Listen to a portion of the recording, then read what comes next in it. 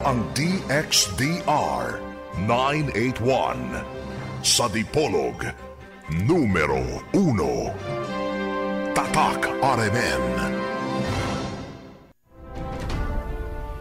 Kangit-ngit o mga suliran sa kalibutan, suliran sa mga kabataan, nagkadaiyang korupsyon sa katilingban, ug bisan sa atong simbahan, adiksyon o suliran sa droga, panagbahin-bahin sa katawhan, sa relihiyon o tinuhuan, o guban pang mga suliran, unsay mga hinungdan ni ining tanan. Tungod ni ini nahimugso na tao kining tulumanon, lamdag sa kahitasan, tulumanon nga muayag, mubatbat o mutubag ni ining tanan. Uban ni ining inyong sulugoon, Silbert Donduyano alias Veritas. Lamdag sa kahitasan! Lamdag sa kahitasan! Ang maong tulumanon, inyong madungog matag adlaw. Lunes hangtod Sabado, sa may alas 6:30, ngadto sa alas 7 sa gabi. Ug sa adlawng Domingo, alas 2:30 ngadto alas 3 sa hapon.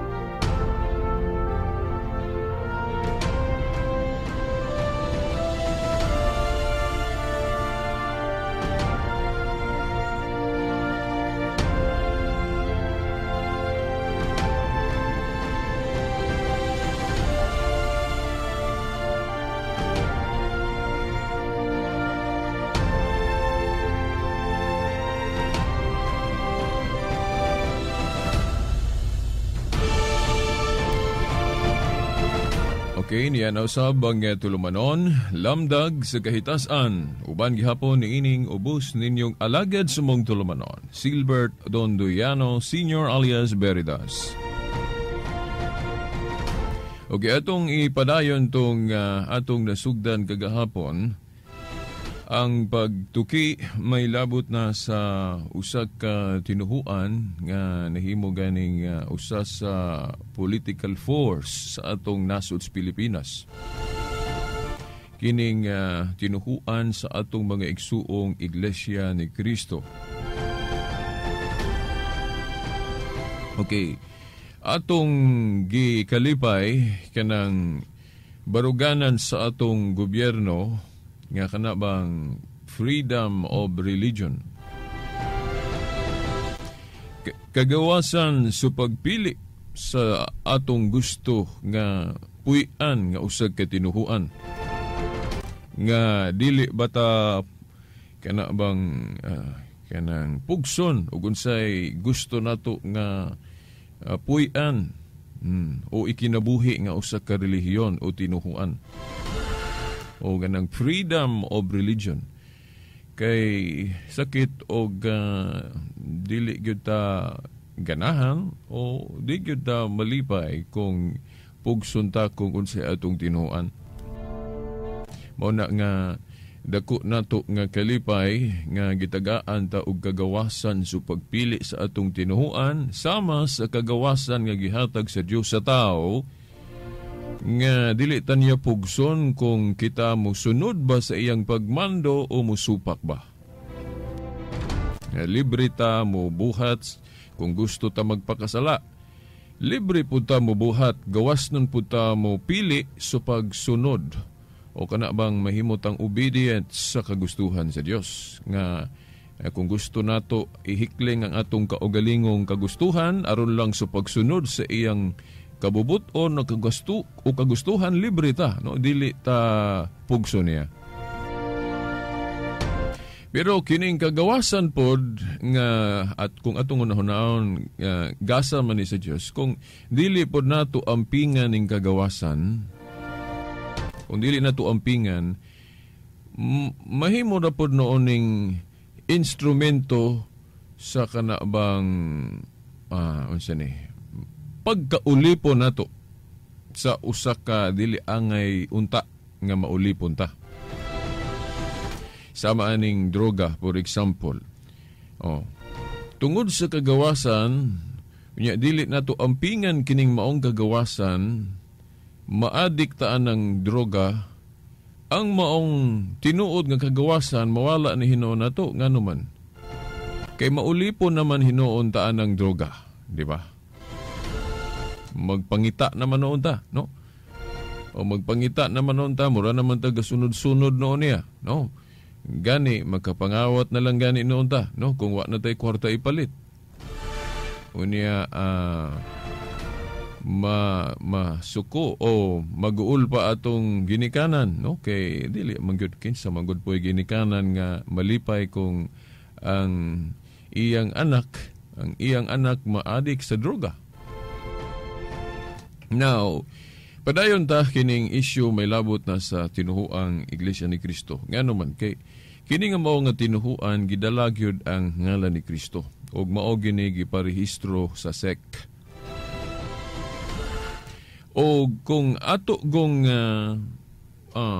pasagdan ang maong kagawasan nato nga dili nato ampingan, mahimong maulipon ta sa usa ka kanabang panghuna-huna o pagtuo nga dili gyud ta mao, pero kay wa man ta magbantay, wala man nato ampingi ang maong kagawasan, wala mao nga ang atong gituhuan masagulan og kanang gitawag na tug deception. Ngano man kay kagahapon atong niisgutan nga ang tinuhuan nga gitukod ni Kristo, gitukod ni Kristo dito sa Jerusalem. Dugay na ni adto pang unang siglo 33 AD. Ug mao to ang tinuod nga Iglesia ni Kristo. Mao nga sakto si San Pablo sa iyang pag-ingon nga bisag wala siya ingna ni Kristo, no? Di ba ato maning naisgutan kagahapon, bisag wala siya ingna ni Kristo nga Pablo, hinganli ni kining pundok nga akong gitukod og ako ngalan kay ako may gitukod. Wala mag-ingon si Kristo ana litra por litra diha sa Biblia nga giingnan niya si Pablo nga Pablo, hinganli ning akong iglesia o kining pundok nga akong gitukod sa ako gyung ngalan. Wala siya ingna. Pero bisag wala siya ingna ni Kristo, sakto raman pud gihapon kung iyang ihulagway, iya kining i-describe nga moingon siya nga kining iglesia iglesia ni Kristo, kay si Kristo gud mo'y gatukod alang-alang og iglesia ni Trapulano. Mao na. Pero si Kristo wa gyud mag-ingon niya nga mao gyud ingalan Pablo. Gani kung basahon nato ang Biblia, kung mangutana ta kanang gusto gyud ni Kristo itawag sa iyang iglesia, o balay, okay, kanang iglesia god sa unang Timoteo 3:15, mahimo man po ng tawgon og balay. Okay, kay ang presensya sa Dios mupuyo man sa iyang katawhan o iglesia, mao nang pwede sab nato tawgon og balay ang iglesia. Nganong ako ning gisgutan kay kung ato gud pong susihon ang Biblia, kanang kung mangutana ta kanang gikan gyud sa baba ni Kristo, naabay teksto sa Biblia nga mabasa nga kung maghingalan ta sa balay niya o iglesia niya, unsa may iyang nalitok nga gusto itawag niya sa iyang balay o iglesia. Na, mudagan din ta dito sa Marcos 11:17. Ako naman ning naisgutan hinoon sa miagi na tuntulaman, pero atong uspon kay gahisgot panggutaan importante man nga ato ning maapil po diri kung hisgutan nato ning iglesia ni Kristo. Now, kung basahon nato ang Marcos 11:17, ang giingon ni Kristo, niingon siya nga, di ba nasuwat naman na nga ang akong balay, my house, labi dia sa King James Version, giingon niya, my house shall be called a house of prayer and of all nations. Kung atong idiretso sa atong binisaya, di ba nasulat man na nga ang akong balay, pagatawgon kinig balay sa pagampo og alang sa tanang kanasuran? Tanawa, di ba? Kung si Kristo mo'y atong pangutan-on sa Biblia, wala siya mag-ingon nga, di ba, nasulat naman na, nga akong balay o iglesia, pagatawgon kini sa akong ngalan? Di wa siya mag-ingon. Ang iyang giingon, pagatawgon kini og alang sa tanang kanasuran o balay sa pagampo. Nganong duha man na, balay sa pagampo og alang sa tanang kanasuran. Now, tungod kay kanang balay lagi, duha ang buot itumbok ani diri sa Biblia. Mahimong building o balay sa pagampo, mahimo pong sabto na tug katawhan. Sumala sa unang Timoteo 3:15. Hinoon ang literalya sa Marcos 11:17, nagtumbok na sa templo nga nasuko ang Ginoo kay gihimo nilang merkado. Sa ato pa kanang building mo yang gipasabot diha, no, sa Marcos 11:17 nga nasuko siya nganong gihimo nilang murag merkado.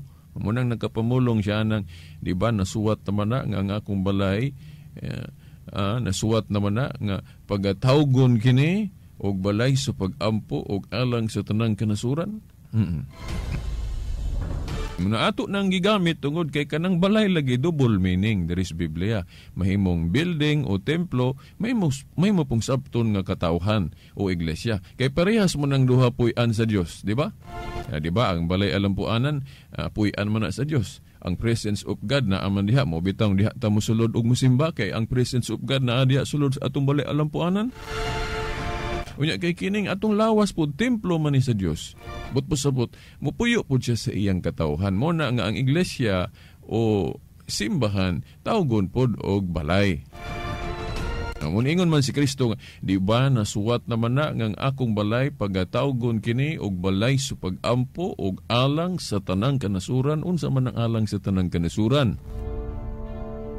Well, kung mubuo na to sa usa ka pulong, mutumaw ng pulong universal. Dayon kung ato pong hubaron, dili man dautan hubaron, kanang usa ka pulong kay parehas bitaw anang atong termino o pulong nga Dios o God, dili man na siya original kay kung moadto ka sa Hebro, Elohe o Elohim, then moadto ka sa Grego pod Theos. Nya atong gihubad sa in English o God. O mo po na. So kanang alang sa tanang kanasuran diha, kapag ingon ni Kristo nga tawgon kinig alang sa tanang kanasuran, ato din ang hubaron para mutunong sa unsi atong buot ipasabot ana, no? Okay. Okay, alang sa tanang kanasuran sa mubo ana sa in English sa laing pagkahubad universal. Dayon kung muadto pud ta sa Grego, mo pwede ta mo lukso pod mo connect adtong Buhat 9:31. Basahan ninyo ang Buhat 9:31 nga gahisgot dihag throughout all o alang sa tanan. Unya kung muadto ta sa Grego, kung naamoy bisag ka ng interlinear Greek bisan sa koine Greek, makabasa ta diha og pulong Catholis. Greek na siya nga terminology, Catholis. Dayon sa ubang variation pod sa Biblia nga Grego gihapon, gihubad nila kata holos. Dayon naapoy kata holes. Tulo na ka variation sa Grego, Catholis, kata holes o kata holos, pero parehas ra na ang but pasabot ana sa English throughout all. Throughout all. Na unsa man ang throughout all, no? Now, nitumaw dayon ng pulong Catholic. But pasabot ana universal o alang sa tanang kanasuran. Ang unang nigamit anak nga termino Catholic si Obispo Ignacio ni adtong 110 AD. Iyan ang gihulagway, iya kanang gitawag sa iglesia rapod nga gitukod ni Kristo. Bisan ang mga iglesia ni Kristo kay balo man sila ana. Nga ang unang nag-invento anang termino nga Katoliko si Obispo Ignacio ni adtong 110 AD. Mao man gani nga ilang pasanginlan nga si Obispo Ignacio mo'y nagtukod sa Iglesia Katolika. Dili pod mao ang ilang pagsabot nganuman kay ang giimbento ni Ignacio ang pulong, ang ngalan, dili ang pundok. Kay kung ingno nato nga si Obispo Ignacio mo ay nagtukod sa Iglesia Katolika kay siya may nag-imbento anang pangalan o katawagang Katolika, mulutaw man nga angalan mo ay nakapatungha sa butang gihinganlan, di ba? Pero sa anang bata, kanang bata, dili man angalan sa bata mo ay nakapatungha sa bata. Naa na ang bata, gianak na sa iyang inahan, awahi lang siya nga hinganli, di ba? Dili kay angalan sa bata mo ay nakapahimugso o nakapatungha sa bata, awahira ang iyang ngalan. Mausab ka ng pulong Katoliko, awahira na imbento ni Obispo Ignacio ni antong 110 AD. Kanang ngalan nga iyang giimbento, iya kanang gitawag sa iglesia nga gitukod ni Kristo. Di modo, ang iglesia ni Kristo di ay sa Biblia o Katoliko usara. So usara ang iglesia ni Kristo sa Biblia o Katoliko. Kay dili man ang ngalan nga Katoliko mo'y nakapatungha sa pundok nga gihinganlan o sa butang nga gihinganlan, parehas nako. Ako ang una ra gyud nakong katawagan kadtong gihingalan ako sa kong ginikanan nga Silbert. Pero pag dako na nako na apoy nagangga nako, ako kay balog kinsay nagangga nako babi kay naangga usa naman gyud na sa akong katawagan kanang babi, kanang nickname nako. Mao na nga naila nako sa Silbert, naila po ko nga babi, then pagkadako na ko nga mahilig kog kamatuoran, mo bitawng niya ako sa radyo kay mahilig kog butyag sa kamatuoran, mo nang gitawag po ko og Veritas, kay unsa man ibut pasabot anang Veritas.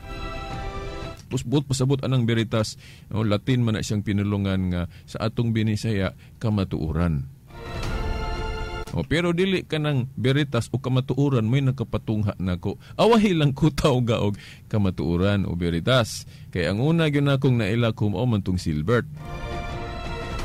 Parehas pud anang kining pundok na to nga Katoliko. Awahi ra ni siya na ilang Katoliko kay before nahinganli ni Obispo Ignacio og Katoliko, ang mabasa sa Biblia katumang giingon ni Pablo nga Iglesia ni Kristo, Iglesia sa Dios, Iglesia sa mga santos o balaan, ya sa 1 Corinto 14:33. Kay kung si Pablo may pasultion, daghan ng iyang gustong itawag sa iglesia, lain-lain, dili kay Iglesia ni Kristo ra. Kay sa 1 Corinto 14:33, gitawag niya Iglesia sa mga santos o Iglesia sa mga balaan.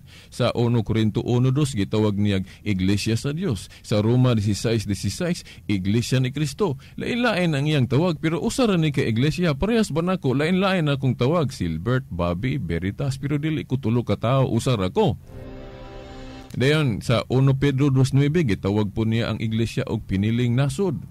Dili nang piniling nasod nga natukod niya adtong 1957, no?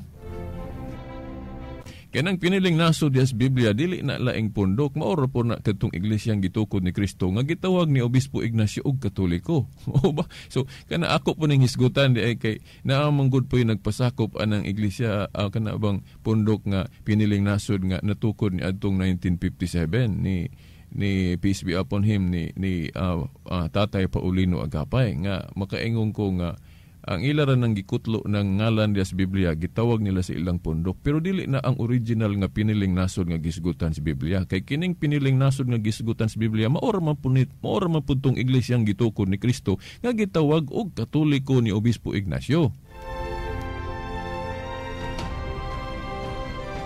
Mao na nga ang tinuod nga piniling nasod, ang tinuod nga iglesia ni Kristo, ang tinuod nga iglesia sa Dios, maoro po ning Katoliko. Nya usara man ni, no, usa ka panon no busa usa ka magbalantay. Nya nganong namay mga pondok ron nga mga tukod nga awahin na nga hinganlan anang mga ngalan nga naa sulod sa Biblia.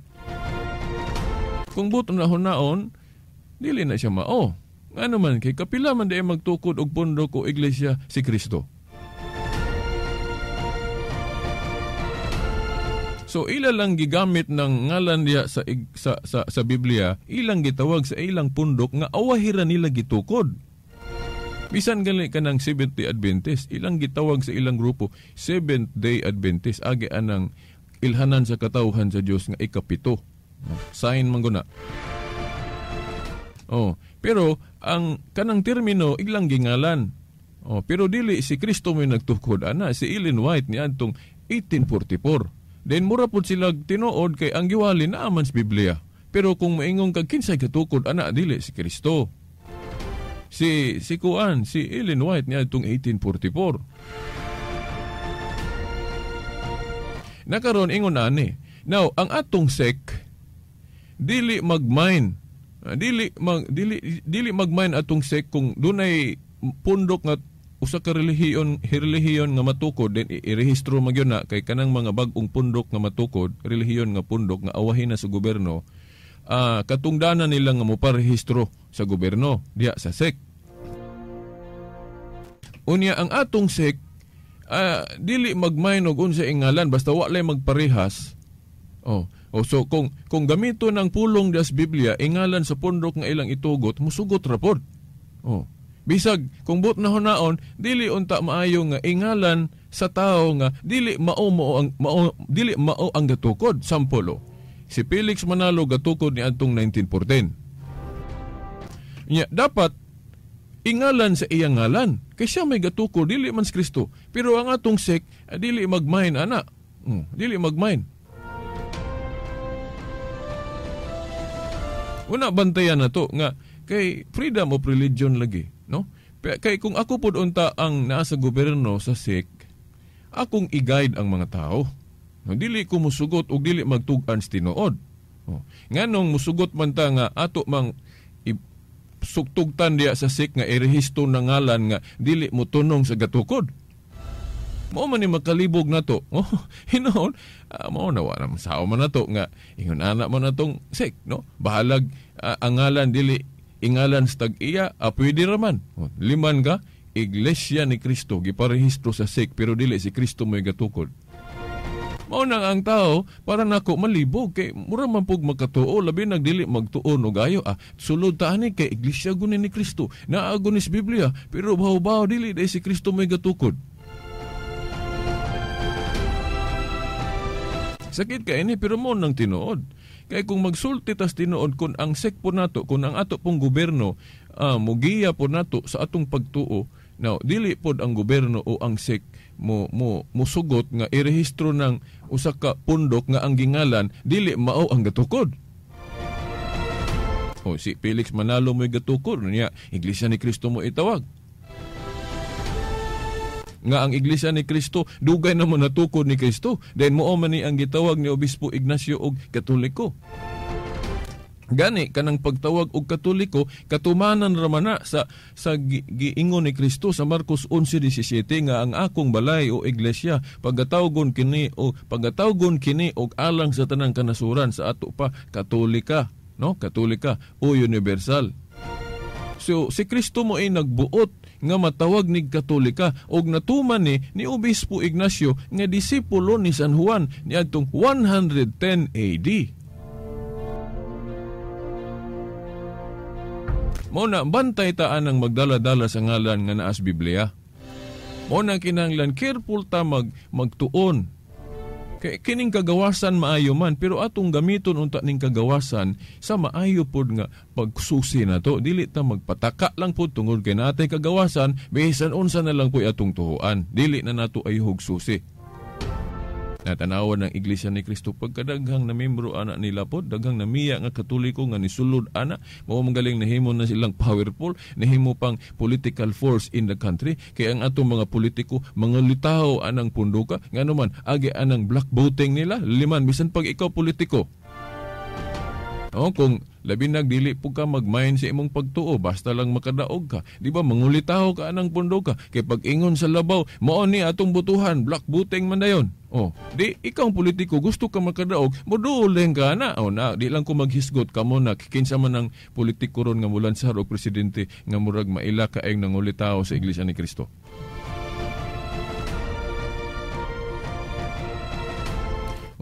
Tungod na Iglesia ni Kristo gud liman kana niya.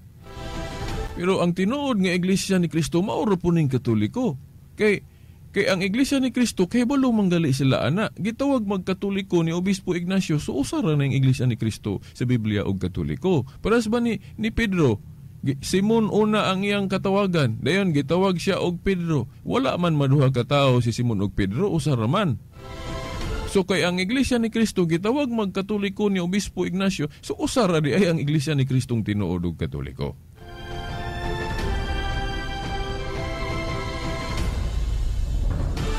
So ang dapat yun untang itawag yun anang grupo ni Felix Manalo, kung magtug-an lang yun tinuod, dili yun na Iglesia ni Cristo. Pero Iglesia ni Cristo may gusto nilang itawag, parang daghang matuo. Kaya kung ang ila pong giparehistro, kung magtug-an silang tinuod nga ilang irehistro dito sa SEC nga Iglesia ni Felix Manalo, ambot og naabay mo apil ana, naabay mo sulod. Wala agay mo sulod, wala agay magpamimbro anang iglesia ha kung magsultis las tinuod. Nga naman, yung ka, Iglesia ni Felix Manalo, kisa may musulod ana, nga wa man nas Biblia. So ang ingalan nila sa ilang pundok, kagtug yung naas Biblia. O parang daghang tao mo tuo kinaagos Biblia. Mo nang ingong ko ninyo, bantay taan ang maggamit-gamit lagig mga pulong sa Biblia. Simple ra kayo ang tinuod nga Iglesia ni Cristo kadtong gisugda ni Cristo nga gitawag ni Obispo Ignacio og Katoliko niadtong 110 AD, disipulo pa gyud ni San Juan.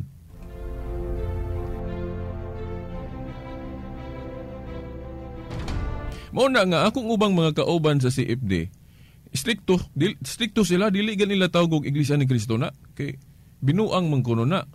Ang dapat itawag anan Iglesia ni Felix Manalo. Mo na nga, pero mga suko ko ng ubang mga Iglesia ni Cristo tawag og Iglesia ni Felix Manalo. Pero ako, out of respect, mutawag ra po ko nila og Iglesia ni Cristo. Pero sumpayan ako Iglesia ni Cristo 1914 o Iglesia ni Cristo ni Felix Manalo. Butangan ako og ilhanan. Kay kining Katoliko, bisan pagpangutan-on ninyo ng mga pare, bisag sa ilang mga basahon, pamasahon manggana nila nga, bisag pare mo ingon, kining Katoliko, Iglesia ni Cristo man Church of Christ. Mao pagalit ni sa dogmatic theology for the laity, giingon pagalit dito, the Roman Catholic Church is the true Church of Christ. Ang matuod nga Iglesia ni Cristo, maoro po ning Romano Katoliko.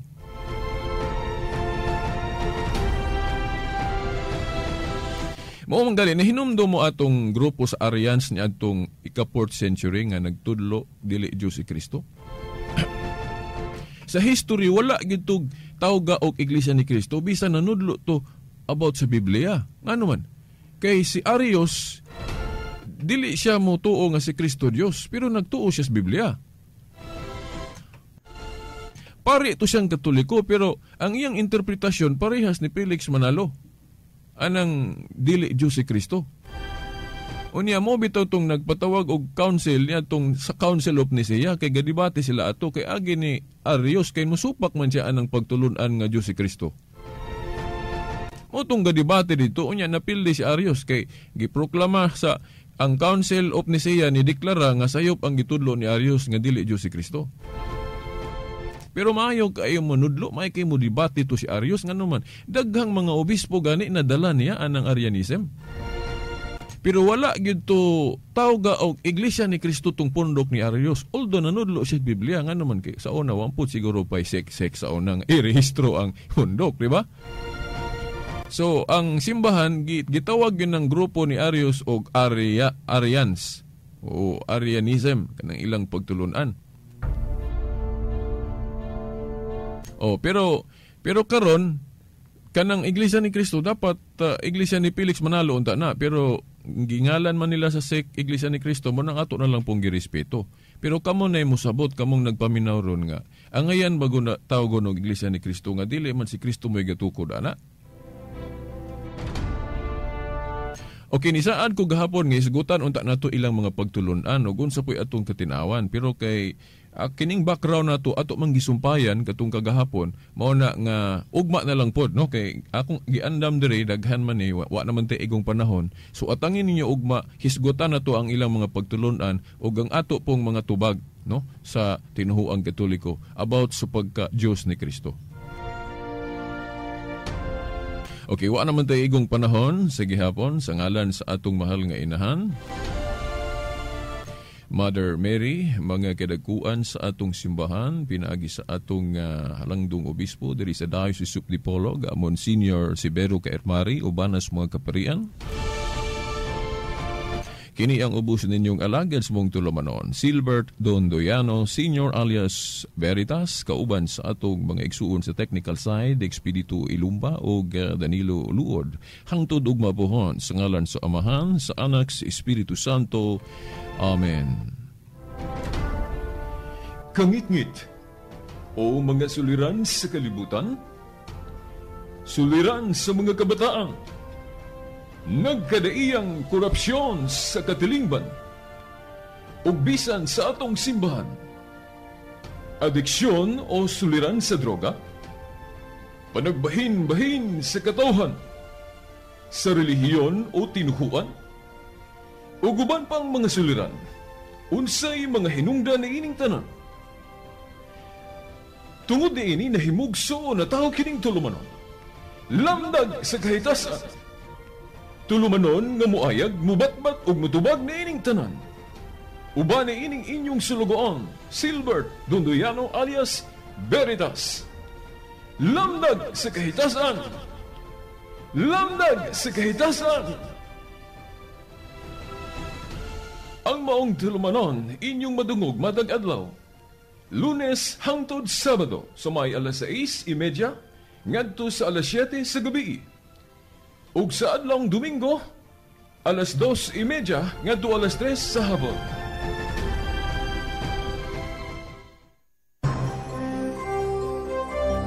Ito ang DXDR 981 sa Dipolog, numero 1. Tatak RMN.